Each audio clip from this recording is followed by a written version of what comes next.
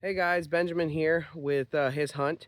Deer season just closed. It's January 16th here in Missouri, and now my mind is on tapping. As you can kind of see behind me there is quite a few trees that I've already tapped for maple syrup. It is a little bit early, but here in Missouri, they're just now starting to run. So I like to catch that early season run. So I start tapping right after deer season ends. And so today I'm going to go ahead and go over how I pick the right tree to tap, and how to tap it, and kind of what the taps look like. And I can put a link in my bio on where I got those taps from.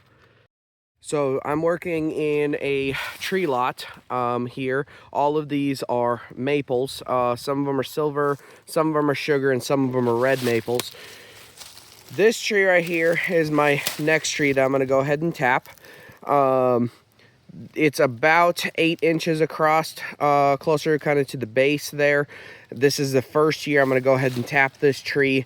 As you can see, the trees kind of behind there are not quite ready to tap. There's a couple up this way that I'm going to go ahead and tap, but other than that, in this tree lot, there's not many else that are ready to tap. So I'm going to go ahead and go over the tools that you're going to need, and then we'll go over how to tap the tree. So I always carry a drill with the bit. If you buy the tap kit that I am going to go ahead and put in the bio, you will see that it comes with a drill bit, so you don't have to worry about that.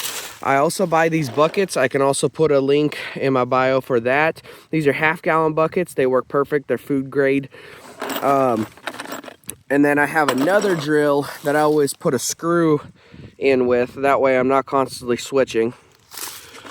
And then these are the taps right here. They're strong enough where you can hit them with the hammer here and pull them out at the end of the season. You do not have to get them all the way in to the thread. I have found that you get them almost to the thread about there and it works perfectly fine.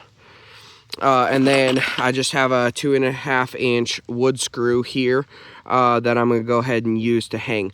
So let's go ahead and get into tapping.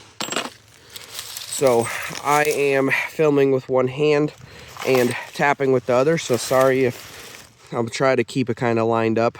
So you want to get that drill to where it's angled down a little bit. That way gravity is tapping for you. And go ahead and drill. I go ahead and drill all the way in. I know some people probably disagree with that, but I drill all the way in. So you've got this hole now, and then you just stick the tap in there, just like so. Make sure the tap is straight up and down so it can drain properly, and then you just use the hammer to tap it in, about that far. As you can see, those threads are not all the way in, which is totally okay. I've never seen any problem with it. Next is the screw. It's going to be a little harder for me to do one-handed here. I put it about that high up for those buckets, about 2 inches up. You can do a little less, it doesn't matter to me. Or it really just doesn't matter at all. About that far in. And then we're gonna go ahead and put the bucket up. And I always do this with new buckets, just so that the wind has a harder time blowing it off. And that's what it should look like when it's finished. So go ahead and go out there and get you guys yourself some maple syrup.